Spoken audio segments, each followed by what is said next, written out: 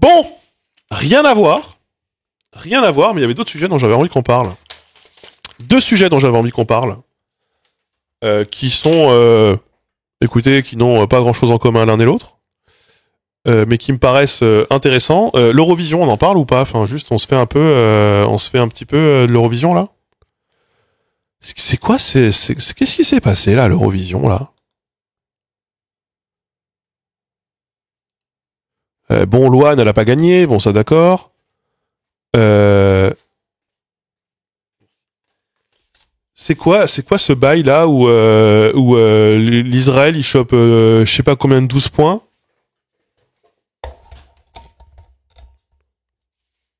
J'ai pas la télé, mais moi non plus j'ai pas la télé. Enfin, si j'ai la télé. Mais moi j'ai pas regardé l'Eurovision hier. J'avais bien d'autres trucs à foutre que regarder l'Eurovision. Fait notamment que je joue à World of Warcraft hier.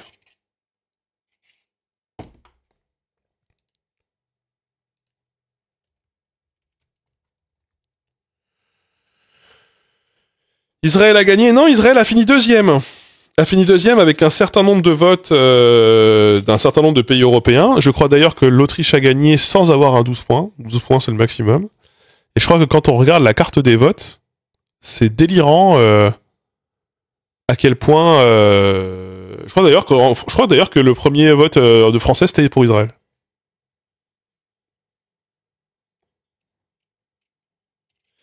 Alors du coup, Émeric Caron a dit que les votes étaient truqués. Il s'est directement fait accuser d'antisémitisme. En même temps, ça interroge, quoi, franchement.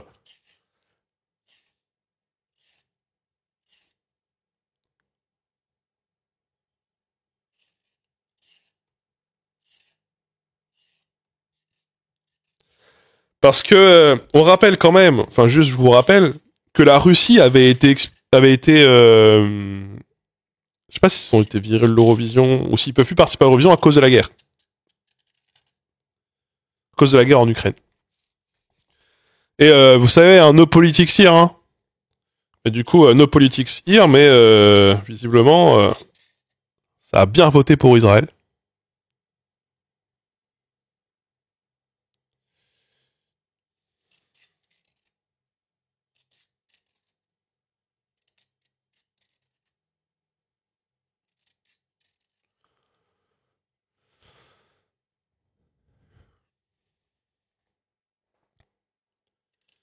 Je sais pas trop comment ça se passe, les votes. J'ai vu ça, j'ai dit tiens. Ça avait pas l'air d'être corrélé à la prestation musicale. Ouais, il paraît qu'Israël a fait campagne massive pour voter, ce qui est d'ailleurs interdit. Après, je pense pas qu'Israël a truqué les votes de quoi que ce soit, puisque c'est la plus grande démocratie du Proche-Orient, et c'est pour ça d'ailleurs qu'il faut qu'on continue de la défendre sans faille, bien sûr. C'est parce que c'est le pays des libertés dans un océan de barbarisme. Ils ne peuvent absolument pas avoir truqué les votes, je n'y crois pas. Ce serait absolument contre tout ce qu'ils défendent.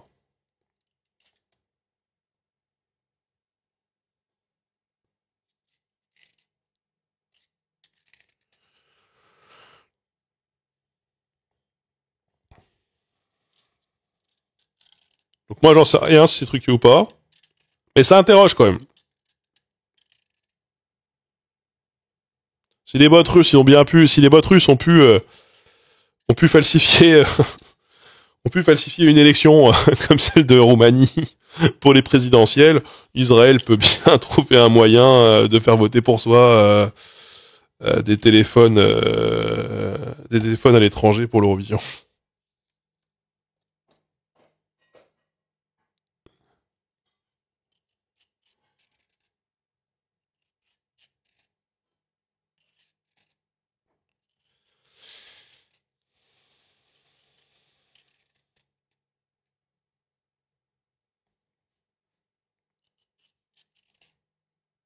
L'UMP avait bien réussi à faire voter des chiens pour leur primaire.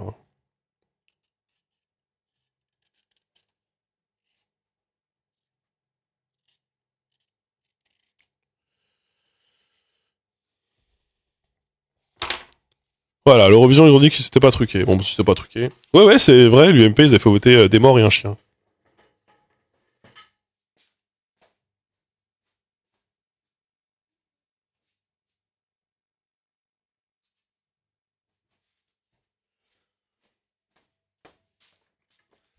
Alors par contre, dans les choses que je voulais aborder,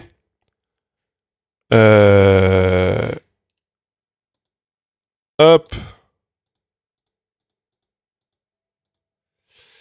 il y avait évidemment le million de signatures pour demander l'interdiction des thérapies de conversion. Il faut 7 pays qui dépassent le quota de vote et plus d'1 million de signatures pour que voilà le Parlement européen soit obligé de traiter la question. Ça ne veut pas dire qu'il y aura une loi.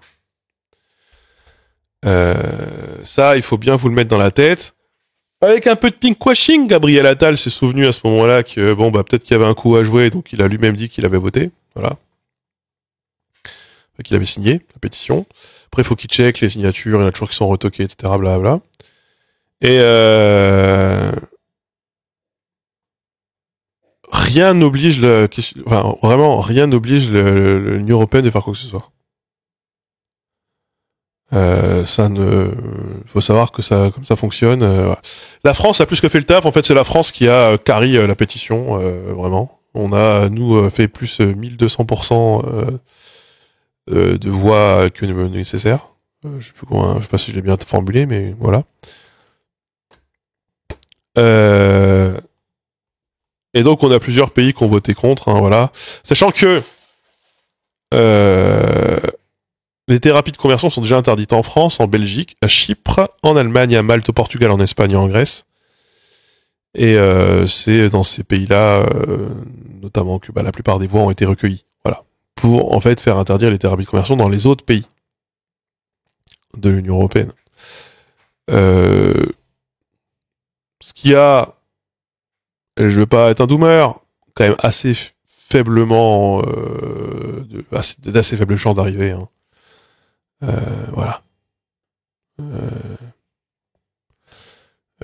Et même, vous savez qu'il y a un truc qui est magique avec l'Union européenne, c'est que quand vous avez un texte qui vous oblige à faire quelque chose, si c'est pas de l'économie, vous pouvez dire ouais, mais on s'en bat les couilles. On peut toujours demander des exceptions et du régime d'exception. C'est pour ça que, par exemple, nous n'avons pas ratifié la charte des langues régionales et minoritaires, tout comme les pays baltes. Ce qui est obligatoire, normalement, on est obligé de le faire. Ben, on le fait pas. On le fait pas. Voilà. Donc, espérons que ça déboule sur quelque chose, mais ça peut absolument ne débouler sur rien, et de toute façon, même si le Parlement européen devait voter, ce serait pas gagné. Je voulais enchaîner sur le fait que, en parallèle, SOS Homophobie a alerté face à la montée des crimes et des violences LGBTI-phobes. Alors, moi, je vais me dire, faut LGBT-phobe, LGBT, bon, peu importe. Des actes visant les personnes LGBT. Banalisation de la parole haineuse, augmentation des actes de violence.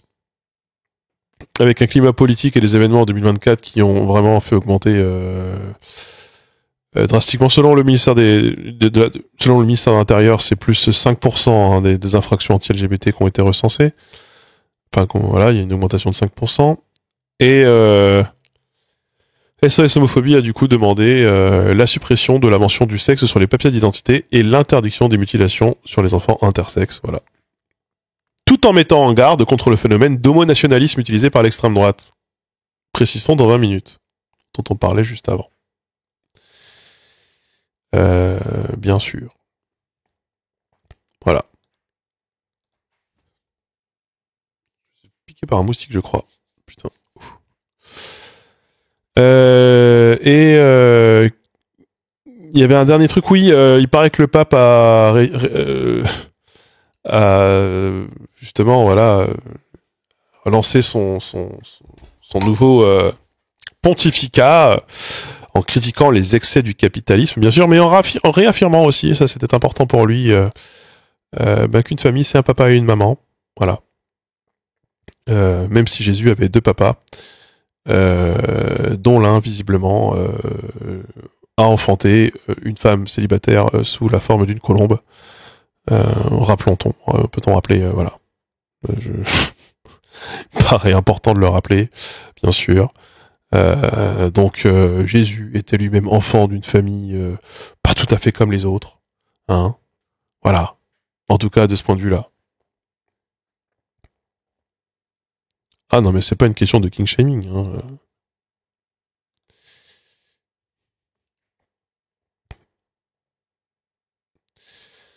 Et sinon, je me suis pas renseigné plus longuement sur pourquoi Delogu a été perquisitionné. On en parlait la dernière fois.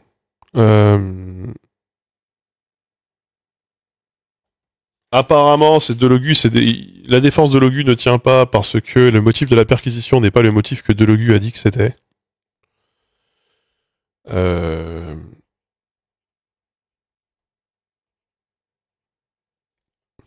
Bon voilà. Apparemment, ça concerne des documents qui auraient été volés à un mec lors d'une manifestation, blablabla. Je n'ai toujours pas tout à fait très bien compris.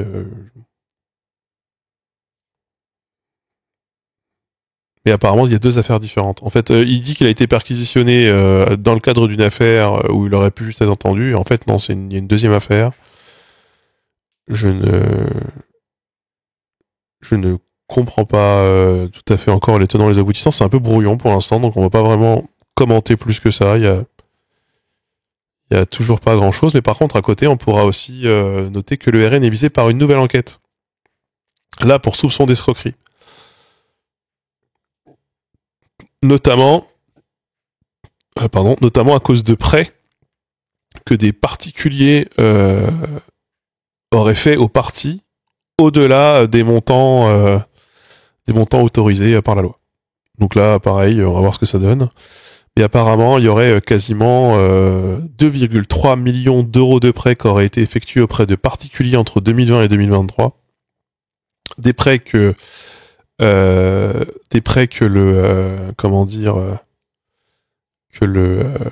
parti a du mal à rembourser, ou en tout cas tarde à rembourser, et qui surtout dépassent des plafonds légaux que je ne connais pas, que je ne comprends pas non plus. Mais donc il y a le RN qui est en train de se refaire ressaucer pour encore des histoires d'argent.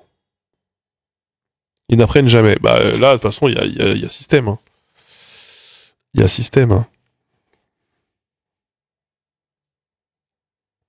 Blast a récapitulé l'histoire. Ouais, mais à ce stade, j'ai l'impression qu'on n'a pas encore vraiment tout à fait les informations, toutes les informations. Et puis surtout, il sera bien le temps de revenir là-dessus quand on y aura vraiment le full inclusive. Il va pas avoir une commission d'enquête parlementaire sur LFI. Si, mais j'ai pas très bien compris pourquoi non plus. Donc on va attendre que ça ait lieu. J'ai pas encore tout à fait bien compris pourquoi la commission d'enquête avait été demandée et faite, et décidée. Là, pareil, je comprends pas. J'ai pas encore tout à fait bien compris. Par contre, alors là, encore une fois, rien à voir. Rien à voir. Rien à voir du tout.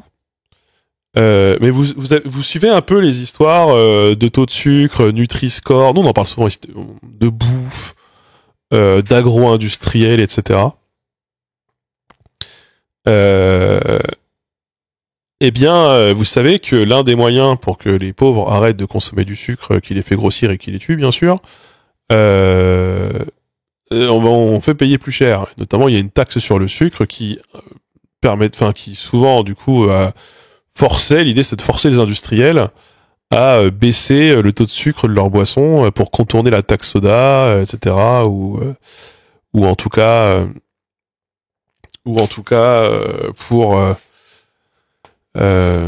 pour avoir une politique publique permettant de désintoxiquer un peu les Français, du soda. Et il se trouve, hors spoiler, du coup les prix des sodas ont augmenté en moyenne de 10%.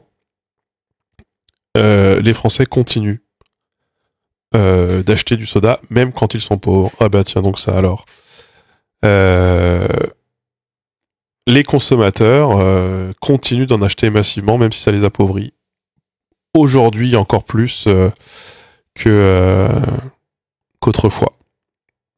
Faut savoir que du coup, alors là même pour être précisément, les industriels doivent désormais s'acquitter de 4 € pour 100 litres de boisson contenant au moins 5 kilos de sucre ajouté. Avant c'était 3,79 €. Et au-delà, c'est 21 € jusqu'à 8 kilos et c'est 35 € pour les teneurs supérieures. Donc plus la boisson est sucrée, plus la taxe soda est importante. Et par exemple, on me souvient de Coca qui avait refusé de baisser le taux de sucre de ses boissons et qui préférait faire, pour garder le même prix, vendre des bouteilles de 1,75 litres plutôt que des bouteilles de 2 litres. Au même prix. Voilà. Et donc les prix ont continué à monter. Notamment pour éviter la cirrhose non alcoolique, etc. Et il se trouve que, en fait, l'un des principaux moteurs de l'arrêt de la consommation des sodas, ce n'est pas le prix. Les pauvres continuent d'acheter massivement des produits sucrés qui les tuent. C'est des raisons de santé, en fait. C'est vraiment le discours de santé qui marche mieux que les tapés au portefeuille.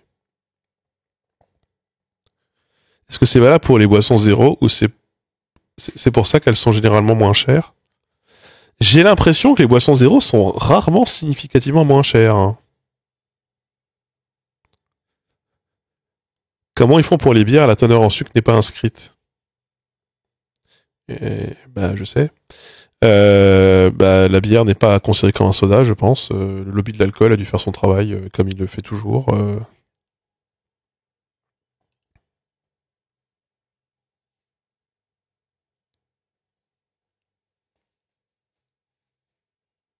La taxe avait marché un peu. Bah là, je suis en train de lire un article qui explique que les consommateurs, en fait, dans un contexte de toute façon inflation, les consommateurs n'ont pas du tout, sont vraiment restés fidèles à leur marque préférée. Vraiment, c'est genre l'article de 20 minutes que parle de ça. Et ça, d'abord, ça c'est d'après, d'après 20 minutes en fait.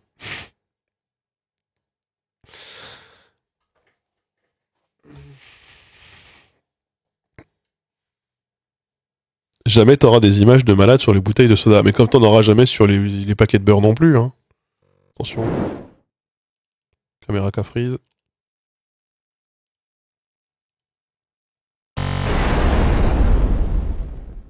Voilà. Écart de prix important. Ok, non. En fait, j'achète très peu de coca. Donc, c'est moins grave de manger gras que sucré. Franchement, les deux, c'est juste... la question, c'est est-ce que tu vas faire une cirrhose ou est-ce que tu vas boucher une artère, hein, mais dans les deux cas, tu meurs à la fin. Enfin,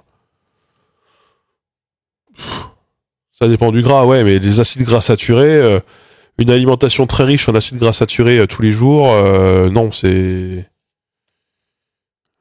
pas bien non plus. Hein. C'est vraiment pas bien. Hein. Enfin, vraiment. Mais de toute façon, souvent, ça revient au même. Enfin, et puis souvent, les produits frits peuvent être aussi des produits sucrés. Genre les donuts, c'est les deux, tu vois.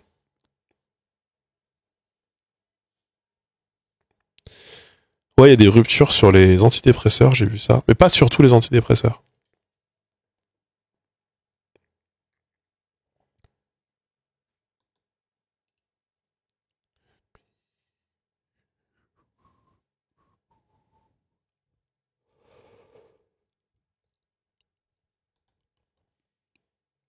Mieux vaut une tartine de beurre qu'une tartine de Nutella. Mais là, tu compares de choses qui n'ont rien à voir. Parce que dans le Nutella, t'as le gras et t'as le sucre. Tu compares de choses qui n'ont rien à voir. Si la question c'est mieux d'avoir 10 grammes de gras, d'acide gras saturé ou 10 grammes de sucre, la question est déjà un peu plus valable. Si jamais tu veux vraiment dire que le gras ou le sucre c'est pire l'un que l'autre.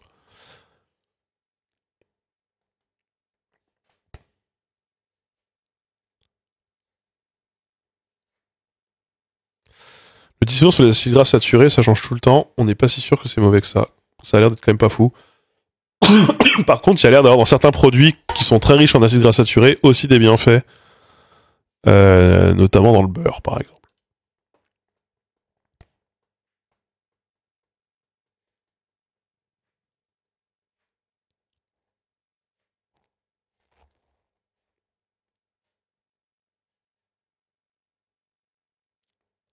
Il compare les deux car ce sont des tartinables. Après, on a un vrai problème d'hygiène de petit déjeuner en France. Hein. On déjeune n'importe comment. Hein.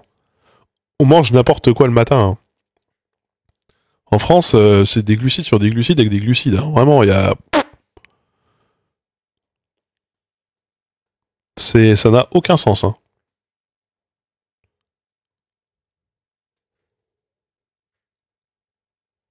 Pour le coup, on devrait bouffer... Mais le jus de fruits, mais pareil. Le fait que dans la tête des gens, le jus de fruits c'est bien, parce que c'est des fruits, et alors que le coca c'est pas bien.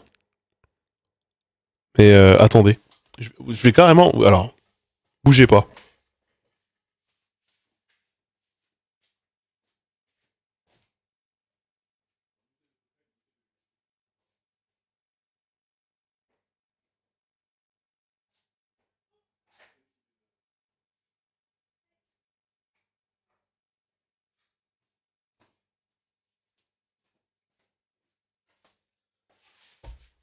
Il se trouve, alors que c'est très rare, que j'ai du coca chez moi, pour une fois. J'ai une bouteille. Et j'ai une bouteille de jus de pomme. Alors le jus de pomme, c'est pas le pire. Le jus de raisin, je crois que c'est bien pire, mais bon, peu importe. Alors, on va regarder pour 100 grammes. Hein. Déjà, pour 100 grammes, ici, vous avez plus de kilocalories dans le jus de pomme. Le jus de pomme est plus calorique. Zéro de matière grasse des deux côtés. Là, j'ai 10,6 grammes de glucides. Donc de sucre. Là, j'ai 11 grammes. Ici. Là, j'ai 0 grammes de fibre. Là, j'ai 0,2 grammes de fibre. Ça, c'est plus sucré. Le jus de pomme, là, il est plus sucré que le coca. Que j'ai. En taux de sucre pur. Il y a plus de sucre ici. Et il y a quasiment pas de fibre. Parce que il y a quasiment pas de fibre dans un jus, en fait. Il y a moins de sucre raffiné dans le jus. Mais c'est du sucre quand même. C'est pas le même sucre. Moi, j'ai vu un nutritionniste la dernière fois qui disait, et il m'avait assez convaincu, que tu bouffes de la saccharose ou du fructose, c'est du sucre. Genre dans ton foie, de toute façon, ce sera le même problème. Et ce sera la même glycémie, quoi. Ce sera le même problème de glycémie.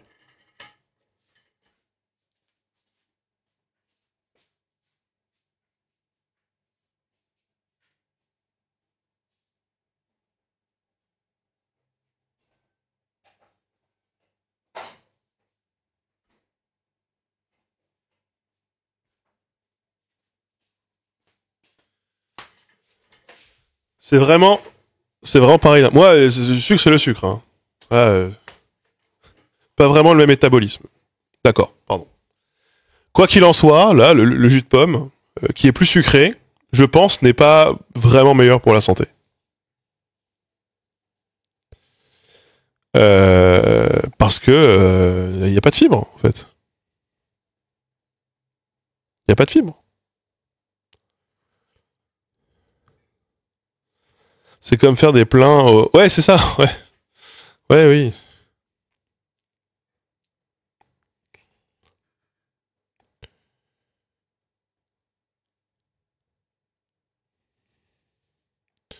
C'est vraiment très sucré. Les jus, c'est vraiment très sucré. Mais en fait, de toute façon, pour comprendre la quantité de sucre qu'il y a dans un jus, c'est très simple. Est-ce que vous avez déjà fait du jus d'orange chez vous? Genre presser du jus d'orange à la main et le boire. Un verre, ça se boit cul sec, un petit verre comme ça. Ça doit faire quoi? Ça doit faire 18 millilitres. Là, un jus que tu presses toi-même. Un jus que tu presses toi-même. Il faut, pour avoir un verre de jus, 2 ou 3 oranges. Pour un truc que tu bois en 2 secondes. Mais vous avez déjà essayé de manger 3 oranges? De suite? Oui, centilitres, pardon. Vous avez déjà essayé de manger 3 oranges? Ça fait beaucoup, hein?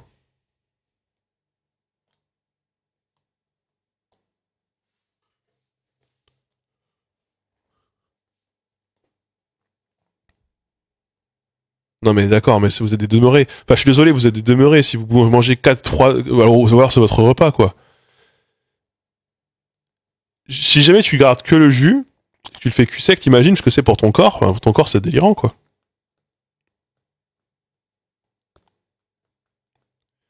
Le jus, c'est de la flotte et du sucre. Les oranges entières, il y a des fibres et tout. Oui, c'est bien ce que je vous dis. Je vous dis juste que c'est vraiment que c'est comme un coup de poing dans le foie, quoi. Si tu t'envoies en 2 secondes dans ton estomac ce qui normalement il gère en déjà ce que tu manges déjà sur un temps qui sera genre un quart d'heure 20 minutes, qui te cale parce que tu manges rien d'autre et tu le manges avec les fibres. Et les fibres, du coup, ça permet de faire monter la glycémie moins haut, moins rapidement, etc.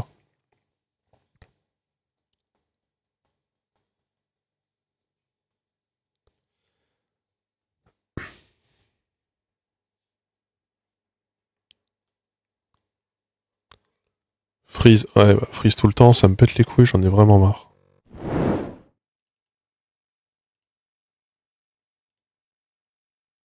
C'est vraiment très chiant, genre. Quand tu bois un verre de jus, t'as ton quota de sucre pour la journée. Donc oui, stressant pour le corps. Non mais c'est en fait ce que j'essaie de vous faire comprendre, c'est que dans la vraie vie véritable, la plupart des gens ils mangent pas 5 fruits en d'un coup comme ça. Enfin, genre c'est énorme. Souvent tu fais un fruit ou deux, ça cale. Genre une pomme par exemple, j'en prends l'exemple du jus de pomme. Une pomme, ça cale de ouf. Bah tu bois 2 verres de jus de pomme, c'est comme si t'avais bu, c'est comme si t'avais mangé 6 pommes quoi. Personne mange 6 pommes. C'est bourratif de ouf. C'est beaucoup quoi. Si Clémentine, ça se fait. Oui, si Clémentine, ça se fait.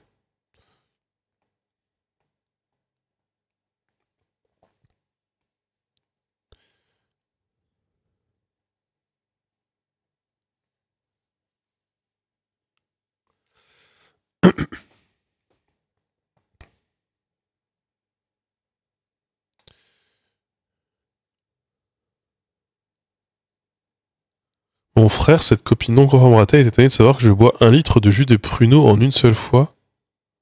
Mais en fait, je suis désolé, mais c'est idiot de faire ça. C'est idiot de balancer. Mais après, tu chies des blocs de béton, en fait. Enfin, genre. Parce qu'en plus, le sucre, quand tu digères, le sucre, ça demande de l'eau. Ça vraiment, ça assèche. Faut boire à côté, beaucoup.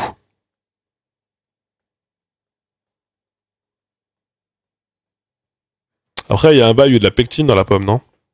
Ou de la gréline, j'ai plus c'est lequel des deux. Non, pardon, c'est la gréline, non? L'hormone de on a plus faim. Et la leptine. Non, je sais plus, c'est des trucs en tine. Ou en in.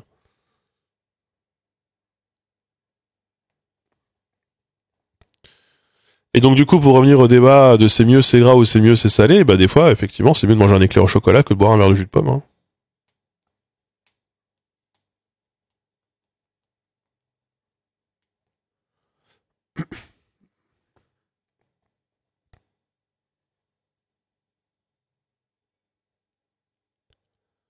Leptine, ouais, j'ai, ouais. Faites-vous plaisir. Ouais, mais vous tuez pas non plus, quoi. Enfin, c'est juste que, ouais, en France, ça va encore en taux de sucre. C'est juste que, on a un peu cette représentation dans la tête de si jamais c'est végétal et si jamais c'est des fruits, du coup, c'est bon pour la santé. Alors que si c'est raffiné, si c'est industriel, c'est pas bon. Et il y a une forme d'un peu d'appel à la nature. Alors qu'en réalité, euh, franchement, un verre de jus de pomme, là, comme je vous l'ai montré, ça vaut pas mieux qu'un verre de coca. Vraiment. Il y a ce côté, oui, mais non, mais c'est la nature, c'est les fruits, c'est les machins. Non, mais arrêtez. Enfin, vraiment.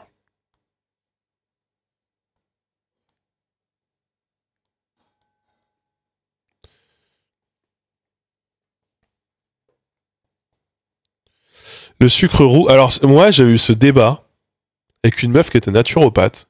Et elle me voyait que je me servais du sucre blanc. Elle me dit, non, tu devrais prendre du sucre roux, c'est vachement meilleur pour la santé. C'est la même chose. Ce qui change, c'est la méthode d'extraction, mais c'est la même chose.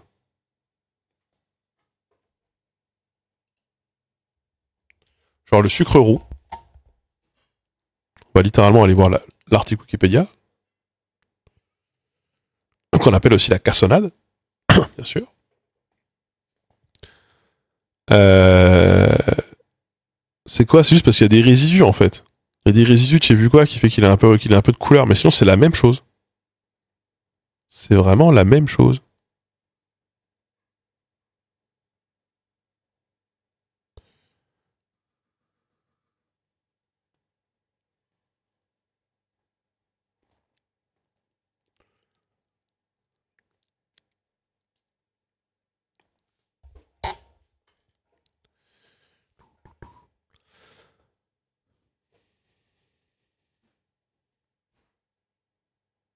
On fait même maintenant de la cassonade de betterave. Faut dire, hein. Oh, j'ai mis une baffe dans la mouche.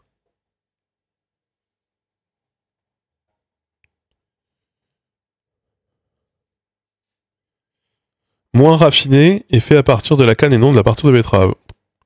Il y a de la cassonade issue de sucre de betterave. Ça a été inventé par Charles Greff et c'était en 1800, qui est né en 1824. Donc autant vous dire. Oui, c'est comme le sel rose de l'Himalaya. Ouais.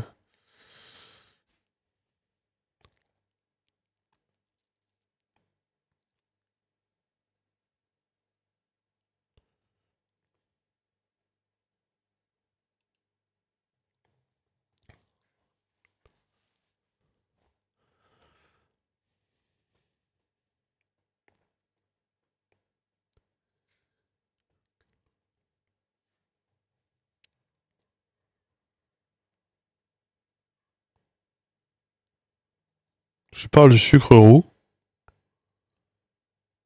La cassonade, il me semble que c'est, pour moi, le sucre roux et la cassonade, c'est la même chose. Pour moi, pour moi, le mot désigne la même chose.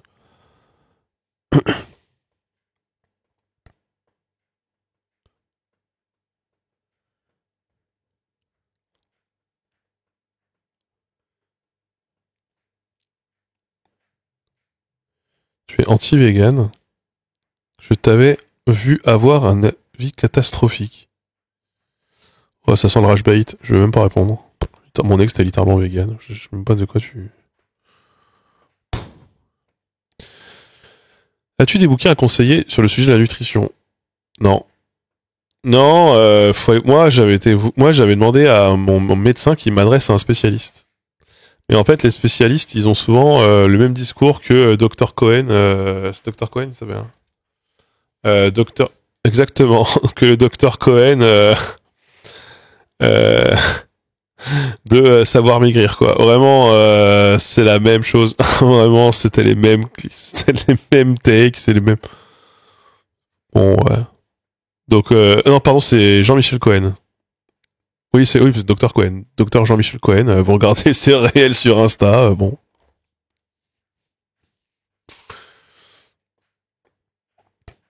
C'est compliqué, la bouffe, hein, c'est complexe, et puis des fois c'est un peu contre-intuitif. Genre, il y a les débats sur la salade.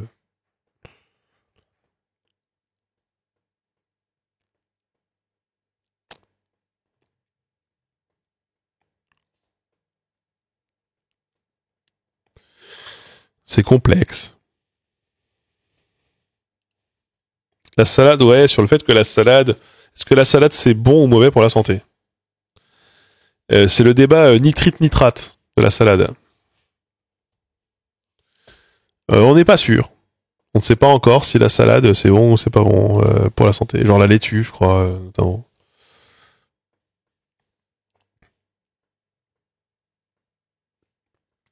Il y a le débat nitrite-nitrate qui doit être. Si je tape ça, salade, nitrite, nitrate.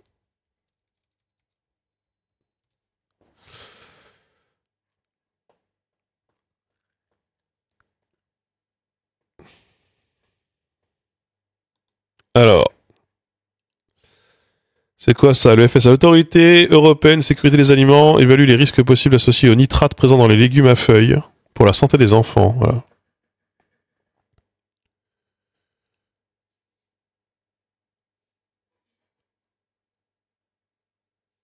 Voilà, notamment aussi les épinards apparemment. Moi, de ce que j'ai retenu, c'est ça, ouais. Il faut des fibres, parce que les fibres, ça permet de réduire l'indice glycémique et ça remplit le ventre. Après, dans les trucs qui sont bons, alors, dans les trucs, moi, que j'ai un peu compris, c'est les acides gras mono insaturés ou mono insaturés, c'est plutôt cool. Donc, toutes les huiles ne se valent pas. L'huile d'olive étant très bien, l'huile de noix aussi pour les salades, etc. Toutes les huiles ne tiennent pas la cuisson d'ailleurs, faut le savoir. Et le vinaigre, l'ail, c'est banger. Et moi j'en bouffe avec tout, donc...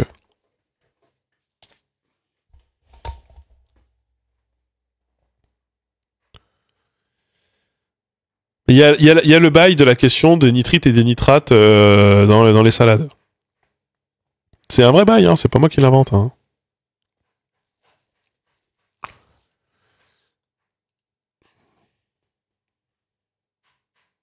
Genre, je sais pas, je vais voir l'articopédia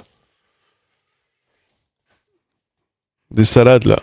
Elles me saoulent la mouche. Ils sont cons, les mouches, elles ont vraiment pas d'instinct de survie, c'est un délire. Hein.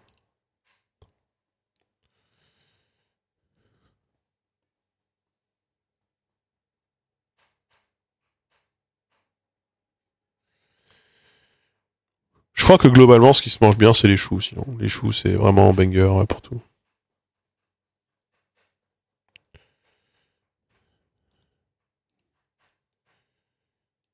Consommation, propriété.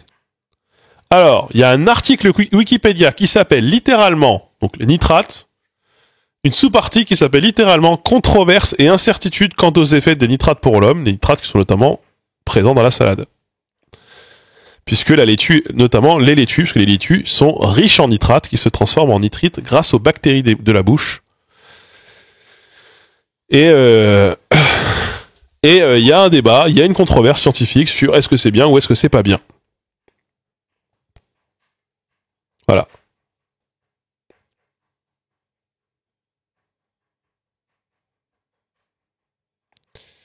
C'est un débat.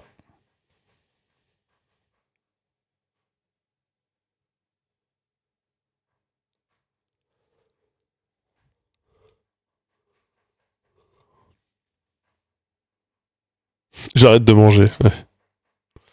J'avais regardé les légumes qui étaient antioxydants ou les légumes qui pouvaient les alicaments. Vous savez ce qu'on appelle des fois les alicaments, donc c'est des aliments qui sont des médicaments. Je suis sûr qu'il y a une page qui s'appelle alicaments. Aliments fonctionnels, c'est la même chose. Vraiment. Un alicament, c'est ça, ou un médicaliment. Par exemple les carottes. Les carottes, c'est banger, c'est bien, antioxydant, machin, trop bien. Les choux, les oignons, de l'ail, blablabla, les agrumes. Le curcuma plus poivre, bien sûr, c'est un des bangers absolus pour l'anti-inflammatoire, parce que le poivre permet de mieux absorber le curcuma, blablabla. Mais en fait, j'avais vu un tableau de on pense que tel aliment te prévaut de tel type de maladie et de tel type de cancer. Et des fois, le même aliment pourrait favoriser un autre cancer sur un autre organe. Et en fait, juste le secret, en fait, c'est juste, il faut manger équilibré, quoi. Voilà.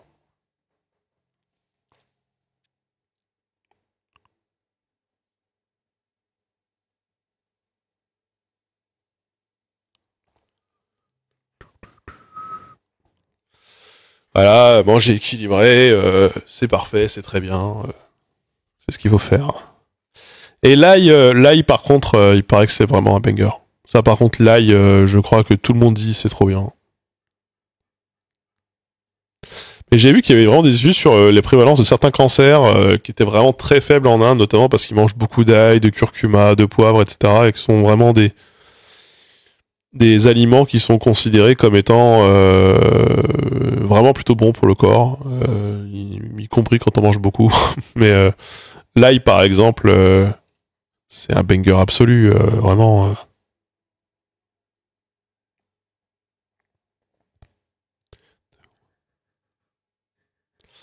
Il y a beaucoup de mythes sur le curcuma. Ouais, après, il y a beaucoup de mythes sur beaucoup d'aliments, hein, de manière générale, mais oui. Enfin, et encore une fois, de toute façon, c'est juste manger équilibré, quoi.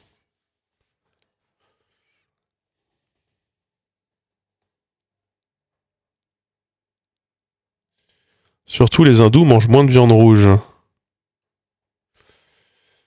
Alors j'ai vu une carte sur les pratiques alimentaires d'Inde. En fait, c'est pas du tout. Bah déjà, l'Inde est un pays gigantesque avec plusieurs religions, plusieurs langues et plusieurs cultures.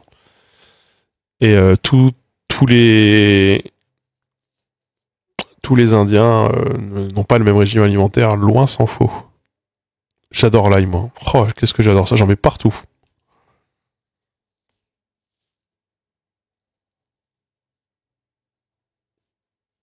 Il y a d'autres critères pour choisir ce qu'on mange aussi, l'environnement ou l'éthique. Oui, je crois pas que qui que ce soit ait dit le contraire, mais oui. La santé, c'est quand même pas mal, parce que par exemple, bah, manger des morceaux de fer, genre manger des cintres, c'est pas... voilà, même s'ils peuvent être abondants chez Sephora et dans tous les cache-cache de France, et qu'on en a peut-être trop, on va pas manger des cintres, tu vois.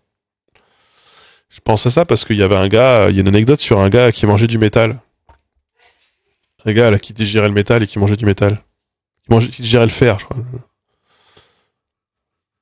Il y a eu cette histoire-là. La bouffe végétarienne est beaucoup plus ancrée dans la cuisine indienne aussi. Ça dépend des régions. Ça dépend des régions. Et regardez déjà la taille de la France. La France, c'est pas très grand. Regardez les pratiques culturelles et culinaires qu'on a en France, qui peuvent être très diverses d'une région à l'autre. Moi, je viens de l'Est de la France, j'habite désormais en Bretagne, il y a beaucoup de choses qui changent. Quand tu vas dans le Sud-Ouest, il y a énormément... Par exemple, en Bretagne, personne ne mange... Enfin, le fait de manger du lapin, c'est quelque chose de plutôt rare.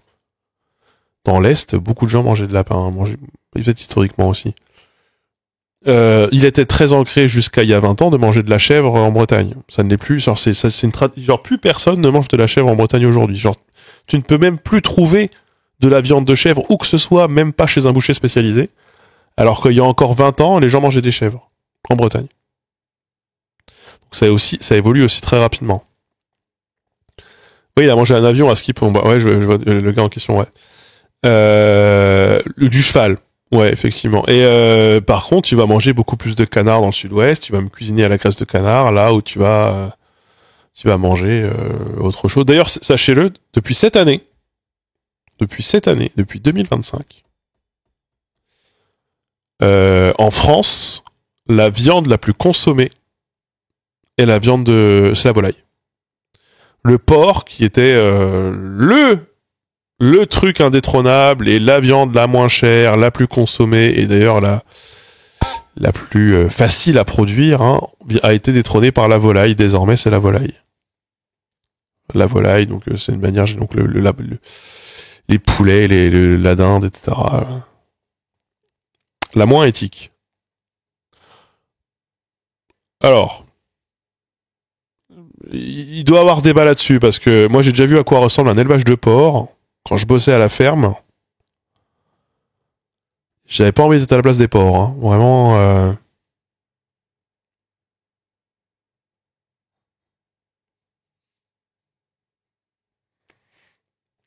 Parce que alors les porcs élevés en plein air, élevés au gland, il y en a peut-être en Corse ou je sais pas où, mais bon, les porcs, moi, les seuls porcs que j'ai jamais vus, c'est en fait, t'as besoin d'une poubelle, tu vides tes poubelles dans l'enclos du porc, et l'enclos du porc, il fait 2 mètres par 2 mètres. Il y en a 3. Ils se chient et ils vivent dans leur propre merde, et elles t'en tuent un par an. Voilà, c'est vraiment... le porc, souvent, dans la ferme, il est pratique, le porc, parce qu'il mange tout. C'est pour ça que beaucoup de gens... Mais ils mangent tout, mais vraiment tout, quoi. Ils mangent des os... ils mangent alors ils mangent le petit lait. En fait, souvent aussi, pourquoi vous trouvez des porcs, par exemple, dans les élevages bovins, c'est parce que vous pouvez leur donner les restes de petit lait ou les restes de caillé. Vous pouvez leur donner les déchets du lait, en fait. Non, ils mangent pas sa propre merde.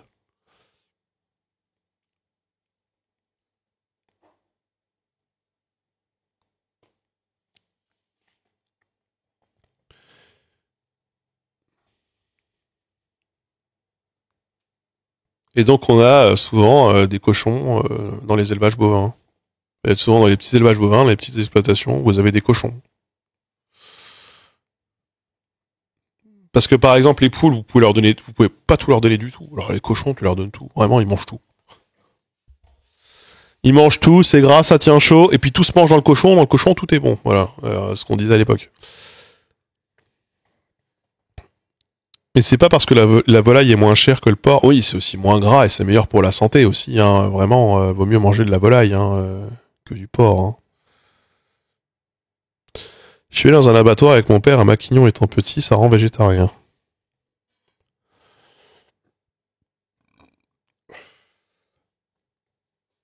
Je sais pas si ça rend végétarien, mais... Les insectes sont passés de mode. Ouais, ça a jamais pris ce truc-là. Je suis pas maximaliste. Pour moi, de la couenne de porc ou des boyaux, c'est non. Les boyaux, on fait les saucisses avec. Hein.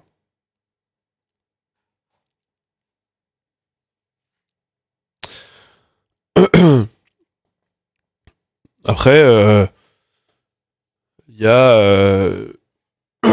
a, moi, quand j'étais jeune, j'ai vu comment tuer le cochon, etc. Bon, je sais pas comment ils sont tués dans les abattoirs, mais comment ils tuaient à la campagne à l'époque. Pareil, quand mon grand-père il tuait les lapins.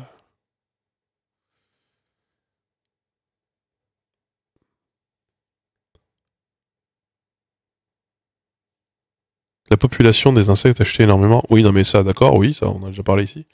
Et il y a un moment, il y avait des élevages de vers de farine, ou alors de sauterelles ou de scarabées pour l'alimentation humaine. Soi-disant, c'était la source de protéines de demain.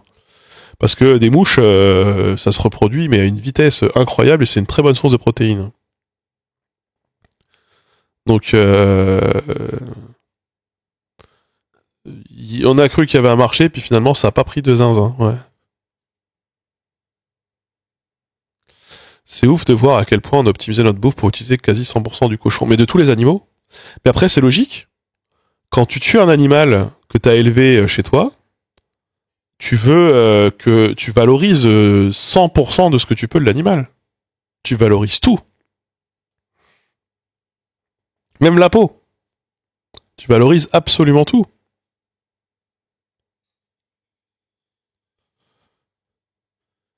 C'est pour le coup, c'est plutôt logique, hein. Mais euh, par exemple, les insectes, c'est idiot, autant manger directement ce qu'on leur donne à manger. Alors, on peut pas manger toutes les plantes, hein, cela dit. Hein. Tu peux manger des dorifores. Tu ne peux pas manger la solanine des plantes patates, par exemple. Tu peux pas manger les tiges des plantes tomates, sinon tu meurs. En tout cas, si tu meurs pas, t'as d'abord une très grosse chiasse. C'est quand même très déconseillé. Euh, on peut pas tout manger en termes de plantes. Surtout sur les solénacées, on peut d'ailleurs pas manger grand chose. En fait, c'est aussi l'un des avantages historiquement de pas mal de communautés agro-pastorales, c'est que tes animaux peuvent manger en hiver des choses que toi tu ne peux pas manger, mais par contre tu peux manger tes animaux.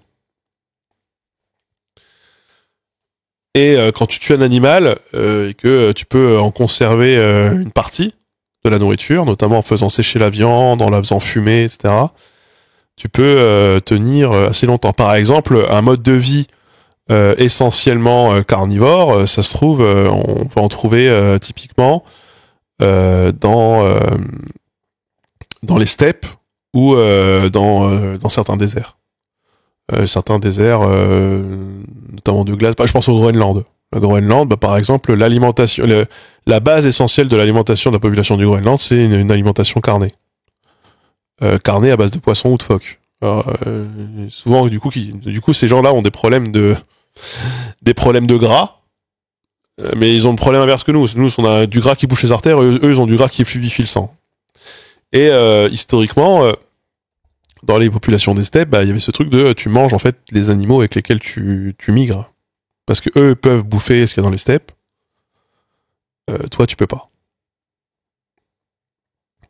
Donc, bah oui, alors, attention, quand je parle d'alimentation carnivore, je mets le lait dedans. J'inclus le lait dans l'alimentation carnivore. Il n'y a pas de lait s'il n'y a pas de bébé. Et les bébés, tu les gardes pas tous, hein, les bébés tu les manges. Ça, je ne peux que vous rappeler que, et c'est beaucoup de gens ne le savent pas, je ne comprends pas comment on fait pour ne pas comprendre ça, mais pour qu'il y ait du lait, il faut des bébés. Et le bébé, il faut, si c'est toi qui veux avoir le lait, il faut pas que le bébé il ait le lait.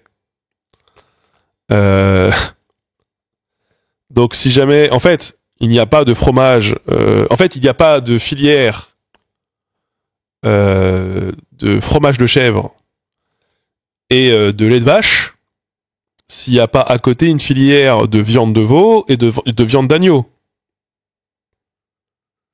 Ça va avec. Enfin, de fromage de brebis, en l'occurrence. Fromage de chèvre, de brebis, enfin peu importe. Il faut au bout d'un moment, c'est même pire que ça pour les chèvres et pour les moutons. C'est que il faut comment ça on dit, les désaisonner. Parce que normalement, ils se reproduisent une fois par an. Sauf que si jamais tu veux du lait toute l'année, il faut les élever en intérieur en contrôlant la quantité de lumière auquel tu les exposes. Je crois que c'est les désaisonner, ça, les dés. En gros, faut montrer à leur corps que t'es dans la saison que t'as envie de montrer que c'est. Pour qu'elles puissent avoir plus de bébés par an et pour que tu puisses avoir des cycles de rotation. Parce qu'on vit dans un monde, ça c'est un monde de manière générale, globalement, ça où je crois que beaucoup de gens n'ont pas n'ont même plus en fait la plupart des gens n'ont pas la perception des saisons. On vit dans un monde où il y a plus de saison, littéralement, il y a vraiment plus de saison. On peut avoir de tous les produits tout le temps, notamment grâce à l'importation et parce qu'il y a tout le temps des climats dans le monde où les choses sont possibles et grâce à la mondialisation, on vit dans un monde où tout est disponible tout le temps. Genre toute l'année, tous les jours de l'année, vous avez des tomates dans vos sandwichs du McDo. Par exemple. Et même la salade. Et les salades d'hiver et les salades d'été. Hein. Quand t'es pauvre, tu vis avec les saisons. Mais pas forcément, non. Enfin, non. Non, parce que les légumes de saison ne sont pas nécessairement moins chers. J'ai l'impression que la différence de prix, elle se fait plus sur agriculture intensive et agriculture bio que sur la question de la saisonnalité. En l'occurrence, et souvent le prix de l'import et de l'export, c'est marginal dans le prix des légumes. Je crois que c'est à peu près 10% du prix, c'est marginal. Les légumes de saison sont meilleurs en goût, bah ça dépend où ils ont poussé. Hein. Ça, je suis désolé, mais moi, ça dépend vraiment où est-ce qu'ils ont poussé. Hein. Ça dépend pas de...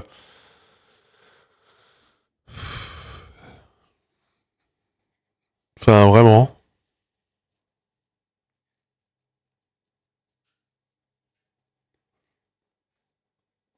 Oui, le fait effectivement, c'est tout très très justement noté dans le chat. Les produits qui ont le moins de saison et qui se consomment le plus sont aussi les produits que tu peux vendre le plus longtemps dans l'année, qui ont les plus longues DLC, ça permet d'avoir des économies, faire des économies, de tirer le prix vers le bas et donc du coup de pouvoir disposer ces produits notamment aux personnes les plus pauvres. Donc ça pour les produits ultra transformés. Pour toi, il y a des intérêts du bio. Ça dépend de pourquoi. C'est super. En fait, ça dépend. Enfin, c'est super variable. En vrai, c'est super variable. Ce qui fait qu'une tomate va, par exemple, avoir plus de goût, euh, c'est quand elle est récoltée à maturité. Pour moi, j'ai l'impression vraiment ce qui est important. Enfin, moi, j'ai des tomates dans mon jardin, donc moi, j'ai planté des tomates. On me dit souvent, il me disait l'année dernière, putain, les tomates chez toi, elles ont vraiment pas eu tout le goût que celles du commerce. Mais oui, parce qu'en fait, les tomates du commerce, quand elles sont récoltées, elles sont pas mûres. Parce qu'il faut qu'elles survivent au transport. Et entre le moment où elles sont cueillies et le moment où elles sont consommées, il va se passer une semaine. Moi, il va se passer 2 heures. Et je les cueille à maturité. C'est ça qui change tout. C'est aussi ça qui change tout. Et c'est ça aussi qui fait qu'elles peuvent avoir plus de goût ou pas. Donc mes tomates sont meilleures. Bien sûr que mes tomates sont meilleures. J'ai pas encore mes poules, non. Et j'ai pas l'argent pour clôturer en ce moment. J'ai besoin d'argent pour beaucoup de choses, juste ne serait-ce que pour payer mon prêt et payer les courses. Donc je n'ai pas l'argent pour clôturer et mettre mes poules. Entre les pleines terres et des poussées dans l'eau à l'engrais, c'est pas le même goût non plus. Bah oui, il y a plein de facteurs qui changent. Moi, par exemple, je fais pousser dans le fumier en ce moment. Dans... C'est prêt là? Bah, je vais manger là, parce que de toute façon, dans 10 minutes, il faut que j'enchaîne avec la réunion. J'ai des fraises, elles sont vertes en ce moment. Elles sont pas encore mûres, mais oui, j'ai des fraises. J'ai pas mal de fraises. J'ai beaucoup de stolons. Donc je vais avoir une bonne fraiseraie, je pense. T'as déjà pensé essayer le végétarisme, le véganisme? Non. Alors j'ai beaucoup réduit ma consommation de viande de porc, ça oui, ma consommation de viande de manière générale. Je mange beaucoup moins de viande que quand j'étais jeune. Je mange beaucoup moins de charcuterie, par exemple. Je mange quasiment plus de produits tripiers. Ou alors, quand je mange par exemple du bœuf, je vais manger que les abats. Je mange jamais de steak en fait. Moi, je mange jamais de viande rouge. Ça coûte trop cher. Sauf des steaks hachés éventuellement de temps en temps, mais un steak ça coûte super cher. Moi, je vais manger de la viande rouge quand je vais au restaurant, mais je mange pas de viande rouge chez moi, ça coûte trop cher. Par contre, je vais manger de la langue de bœuf. Je vais manger du foie, je vais manger du cœur. En gros, je vais manger les produits qui coûtent pas cher. Coupe les stolons. Ouais, je vais les couper les stolons, c'est prévu. Mais les abats, faut pas trop en manger. C'est riche de beaucoup de choses dont il faut pas abuser. Non, par exemple, moi quand j'étais jeune, on mangeait toutes les entrées, c'était saucisson à l'ail, cervelas, du foie du pâté de foie, du jambon. Toutes les entrées, il y avait ça. Et maintenant, en fait, bah, je mange plus d'entrées, quasiment. Ou alors quand je mange les entrées, je mange une salade. Je mangeais pas de salade quand j'étais jeune. Mais pareil, mes radis. J'ai planté des radis là. J'ai ramassé 3 pauvres radis là parce que mon sol il est super argileux et tout. J'en ai croqué un. J'ai éternué tellement ça remonte, tellement il était fort. J'ai des radis super forts. Ils sont tout petits. Enfin, ils sont pas très gros, mais qu'est-ce qu'ils sont forts. Oh la vache.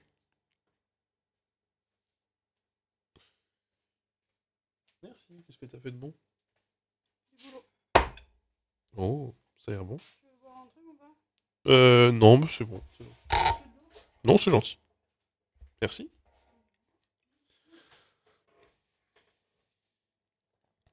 Tomate mozza, un banger, ouais, c'est bon. C'est bon la mozza. Dommage que ça se conserve pas mieux.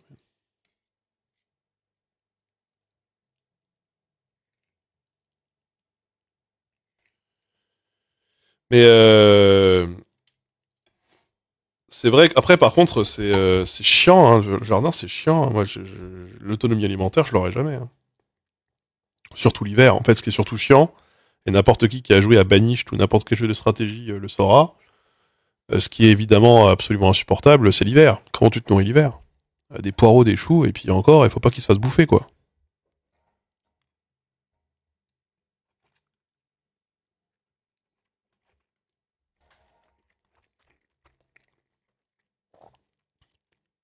Des arbres fruitiers, oui, j'en ai. Ils sont trop jeunes pour faire des fruits encore. Et abricotier, bah, pêché, bah, je suis allergique. J'en ai planté, mais je suis allergique.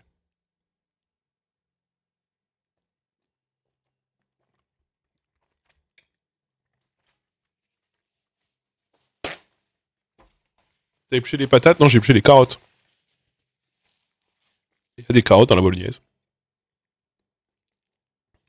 Vous mettez pas des carottes, vous, dans les pâtes? La sauce tomate?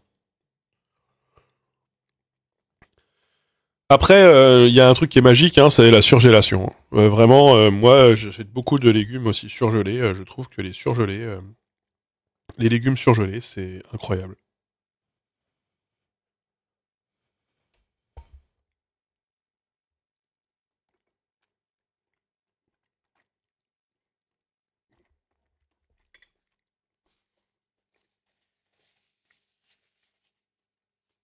La pause sceptique, en vrai, ça aide beaucoup d'économiser de l'argent, non?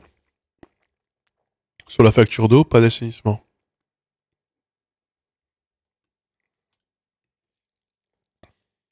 Je sais pas. L'eau, ça coûte cher, ça, c'est sûr. 'De toute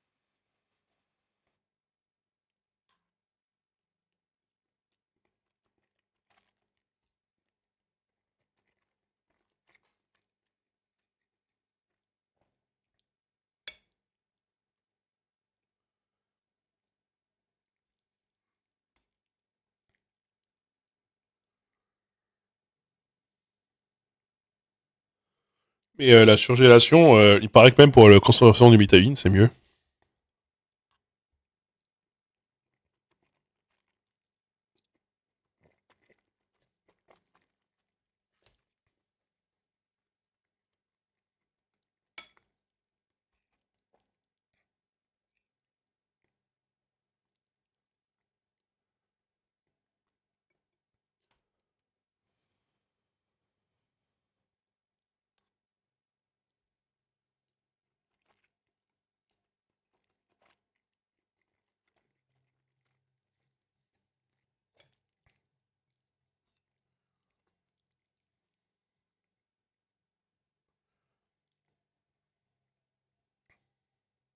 Tout ça pour revenir sur le débat de la viande, hein, vraiment.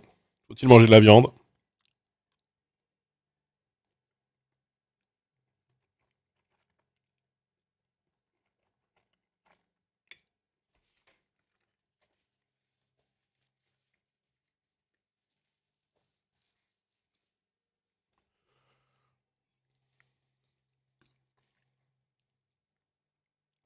Faut-il manger du fromage? Faut-il porter du cuir?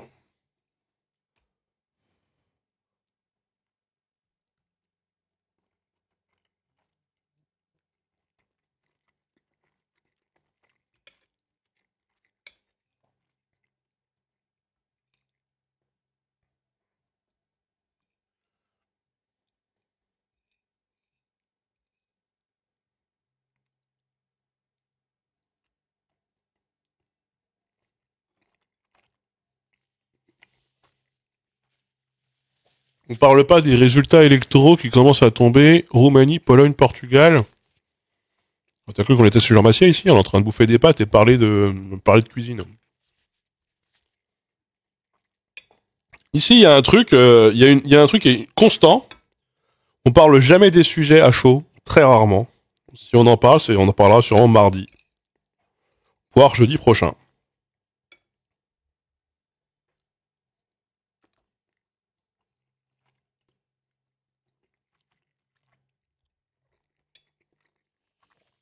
Tu les manges par 4 tes spaghettis? Non, l'unité de mesure, c'est le nombre de fourchettes. C'est pas le nombre de spaghettis.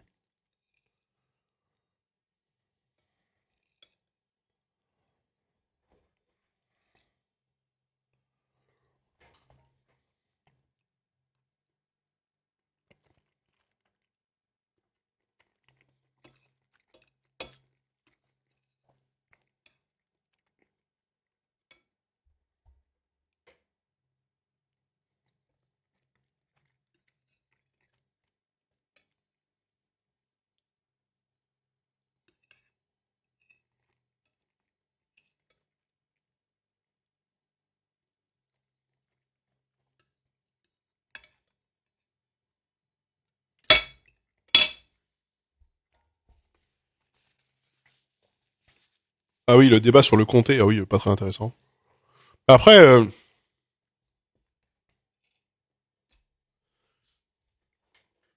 c'est marrant, j'ai eu un débat que je vais pas lancer maintenant, qu'on pourra voir plus tard, sur la question des fringues. Là, il faut que je change de boutique, j'en ai déjà parlé plusieurs fois, et on m'a dit, oui, mais ce serait bien, là, que tu fasses des t-shirts bio sourcés, équitables, en coton bio, et moi je suis en mode, bah non. Désolé, moi je vends pas un t-shirt 40 € en fait. Le t-shirt que je vais vendre 40 € floqué Linguisticae, il va venir de la même usine du Bangladesh que le truc en polyuréthane qui coûtera moins cher là, ou en vinyle ou en je sais pas quoi. Les 10 € ou les 15 € de plus qu'on mettra dedans ne servent juste à acheter la bonne conscience parce que l'industrie des fringues c'est vraiment de la merde de toute façon. Oui, je sais que ça frise, mais de toute façon je vais m'arrêter là. Parce que j'ai une réunion à 21h30, figurez-vous. Parce que moi je travaille le dimanche. Et donc voilà. Où est-ce que je vous envoie? J'en sais rien.